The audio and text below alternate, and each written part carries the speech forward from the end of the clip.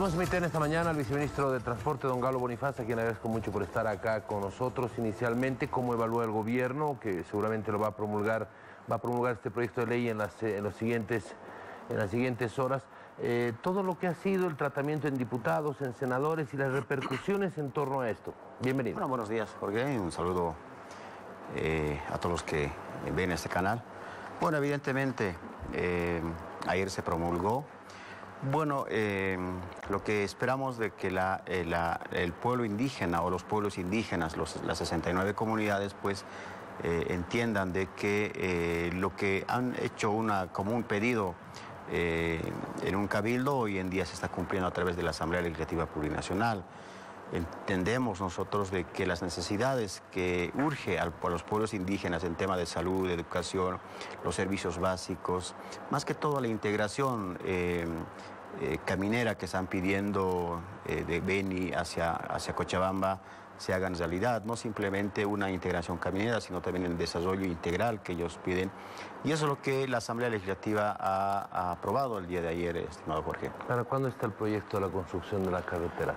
¿En cuánto tiempo se va a plasmar esto? Por lo que algunos pueblos indígenas han peleado por el no, otros han peleado por el sí, que ha mantenido en el debate al país en vilo con el tema del TIMNIS. Bueno, desde la marcha, desde 2011, la octava marcha, prácticamente salió la ley 180, posteriormente otra contramarcha se aprobó la ley 222, en el cual estaban pidiendo los hermanos indígenas la consulta a los pueblos indígenas. Y en ese marco, obviamente, pues 55 comunidades de las 69 han aprobado por la construcción de una carretera, por un desarrollo integral, porque el Estado les brinde los servicios básicos necesarios.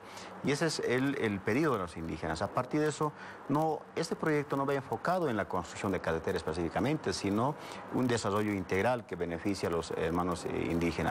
Lo que hemos escuchado, por ejemplo, en el Viceministerio de Transporte, que también compete a la construcción de tramos, nos decía, no es tan prioritario la construcción, si bien podemos ir avanzando, pero también hay que ver el tema ecológico o la afectación ecológica al sistema de biodiversidad que existe dentro del territorio, pero ellos estaban más preocupados. Nos decían, por ejemplo, de una comunidad para ir a otro centro más cercano, tardaban 3 a 4 días de venida. Los niños y los ancianos no tenían servicios básicos, no tenían servicios de salud.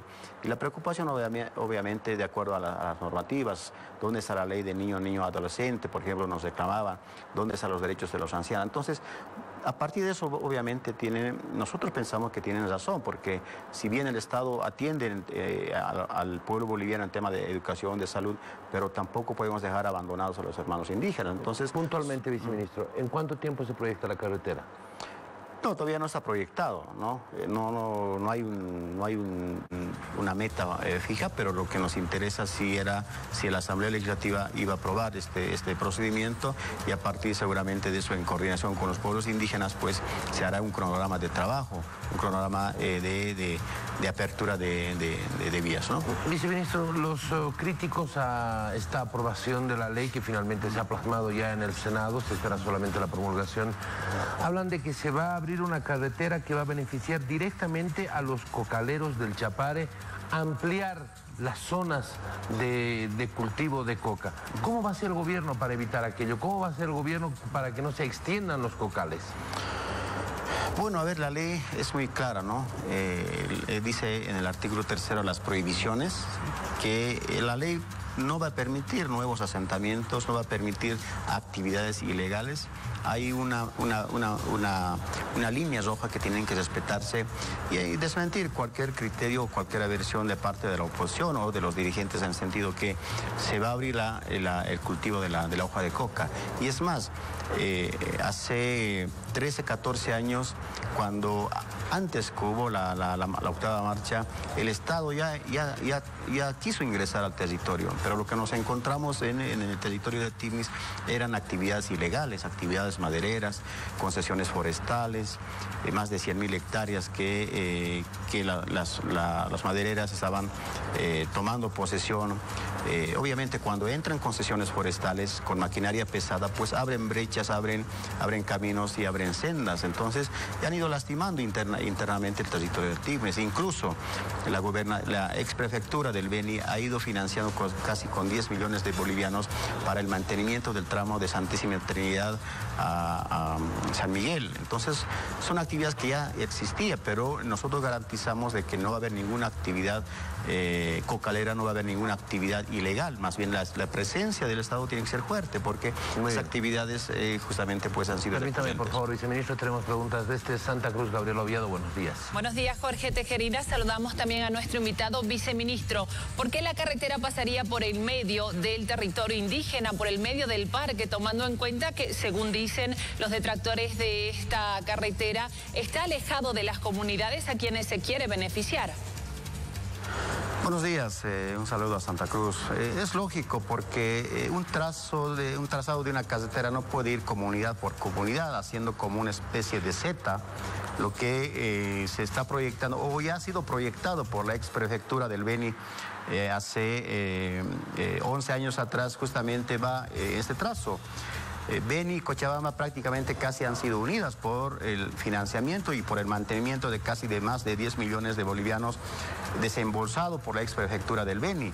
Entonces no es una carretera nueva, no es un trazo nuevo, sí ya ha habido ese trazo por las anteriores autoridades y en coordinación con algunos dirigentes del territorio.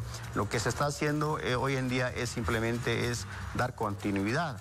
Pero si bien el tema de la carretera no es prioridad, lo que nos interesa el Estado es de dotar los servicios básicos a los pueblos indígenas, que es uno de los pedidos, de que tengan luz, agua potable, que no tienen absolutamente, necesitan educación, necesitan un transporte más efectivo, que desde las comunidades más alejadas a un centro de salud tardan 3 a 4 días. Entonces, la voz de los pueblos indígenas han sido manifestados en este proyecto de ley que anoche ha sido aprobado en el Senado, ¿no? Pero ¿y qué pasa, viceministro, con el impacto ambiental que tendría partir el Tignes en dos? Es lo que se cuestionan los ambientalistas. Hay acuíferos, hay selva virgen ahí por donde pasaría la carretera. Lo que pasa es que los ambientalistas no quieren ver la realidad. Nosotros ayer habíamos denunciado de que la realidad del Tignes tiene una actividad fuerte comercial, hay una fuerte presencia del sector maderero, la deforestación, hay la industria del cuero de lagarto, hay las pistas clandestinas que permiten actividades ilegales. O sea que cuando entran empresas madereras, empresas forestales, obviamente pues entran con su equipo pesado. Y ese equipo pesado ha ido lastimando cada año el territorio del Tignes. En otras palabras, los dirigentes han permitido que el Tignes no sea virgen, no sea un santuario, como ellos nos querían mostrar el 2012 con la 8ª marcha. Pero haciendo las investigaciones hoy en día, el territorio del Tignes tiene una actividad comercial fuerte y lo que el Estado pretende es entrar a hacer el control efectivo. Y eso es el pedido de las 69 comunidades, 55 comunidades han pedido la construcción para que el Estado haga presencia, no simplemente presencia física, sino también presencia con los programas de educación, de salud, de servicios básicos que el Estado tiene que dotar a los pueblos indígenas, ¿no? Viceministro, ¿cómo va a cambiar la situación, el control en las áreas del Tignes, del Parque Nacional Isiboros-Yacuré, el construir una carretera por el medio?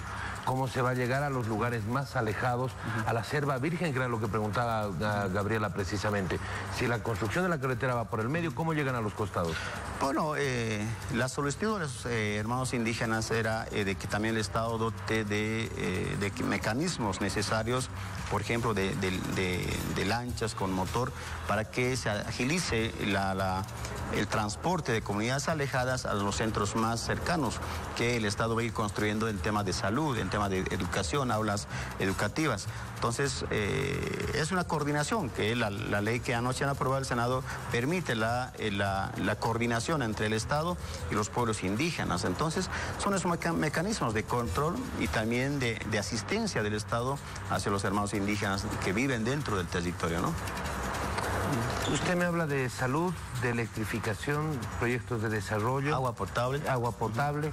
me imagino que ya tienen un estimado de cuánto sería el monto de inversión proyectado desde el gobierno para cada uno de estos rubros. ¿Ya se tiene definido, ya están los proyectos definidos y cuánto va a costar?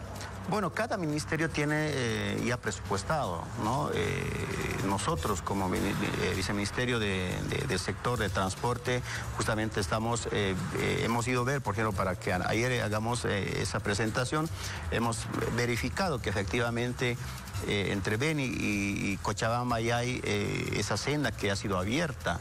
Entonces lo que están solicitando los hermanos indígenas es que se consolide ese trazo que el gobierno, la ex prefectura de entonces de Ernesto Suárez ya ha abierto. Entonces lo que vamos a ver cuánto de presupuesto va a demandar estos tramos, y es más, entre San Miguel y San Ignacio pues casi faltan 16 kilómetros nomás para unir. Entonces prácticamente ha sido abierto este senda por las actividades madereras, particularmente porque para sacar madera desde lo más profundo de la selva han tenido que abrir pues brechas, sendas, caminos las madereras. Entonces son esas actividades que efectivamente pues de aquí en adelante vamos a ir consolidando con diferentes ministerios: Educación, Salud, Medio Ambiente, el Ministerio de Aguas, que van a ir dotando a través de los programas lo que necesitan, como cualquier otro ciudadano como nosotros. Vivimos con servicios básicos y atención médica, atención en las aulas educativas para los niños. Entonces también más que todo para los ancianos que necesitan ser atendidos lo más antes posible, ¿no? Viceministro, para finalizar quisiéramos una aclaración, porque ayer usted había dicho que la iglesia era propietaria de 800.000 hectáreas en el territorio indígena del Tibnis, y ellos a través de la conferencia episcopal han dicho que son solamente 800 para apoyar a los indígenas. ¿Usted manejó bien el dato? ¿Hay una retractación? Puede ser que los datos que nos han pasado de INSA puede estar alterado en los decimales, pero lo que nos ha convencido ayer la iglesia que efectivamente sí tienen una presencia como iglesia católica dentro del territorio. Y esa presencia obviamente puede ser beneficioso para los pueblos, pero también nosotros hemos cuestionado en su momento qué hizo la Iglesia Católica hace 10 o 12 años, estaba con una presencia fuerte, al ver esas actividades de madereras, concesiones forestales, turismo de personas extranjeras, la industria del cuero. O sea, ¿qué hizo la Iglesia Católica para preservar los conceptos de los hermanos indígenas? Entonces eso era el cuestionamiento. Nos place que la Iglesia Católica admite que efectivamente tengan hectáreas de terreno y prácticamente pues están operando dentro del territorio, ¿no? Gabriela, hasta más adelante. Hasta un próximo contacto, Jorge Tejerina. Viceministro, muchísimas gracias por estar acá con nosotros. Hay que hacer, creo, la aclaración, ¿no? Usted decía 800.000 hectáreas, no son 800.000. Puede ser que hay una diferencia entre cientos y miles, hay una gran diferencia. Perdón, si nos haya dado algunos datos tal vez decimales, sí, ¿no? Equivocados, pero lo que vuelvo a recalcar, la iglesia admite efectivamente pero ya confirmó, que tiene. ¿Son 800 hectáreas o 800.000? Ayer hemos pedido la información correcta, INSA, ¿no? Y hoy día nos la vas a emitir, ¿no? Para oficializar. Pero efectivamente la iglesia admite que efectivamente tiene hectáreas dentro del territorio, ¿no? Habrá que dar la cifra exacta. Sí. Le agradezco mucho por haber estado acá con nosotros al viceministro Galo Bonizar. Nosotros seguimos en la revista.